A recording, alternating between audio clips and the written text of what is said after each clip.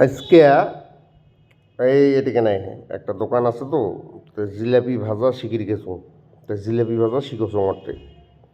core থেকে একটা চ্যাংড়া আসিল মানে ইয়া বানায় বোধহয় উমরা ভিডিও বানায় ব্লগ ট্লগ বানায় আসিয়ে মোক কয় কি ভাবছি মুই এই দোকানদার মুই এই জিলাপি বানাং মোক আসি কষে যে আচ্ছা কতদিন থেকে জিলাপি ভাজো তো মুইও কলুম 4-5 বছর কয় 4-5 বছর থেকে জিলাপি ভাজো কে জিলাপি এইরকম ভেকড়ায় হয় কে সোজা হয় না কে আর মুইও কলুম যে তোর বয়স কত চেনাটা কইল 19 মই 19 বছর থাকিয়া মুখ কান দিয়ে কেতে ভাত খাইস ফুকটি দিয়ে খাওয়ার পারি না ভাতটা এত বড় হলু হ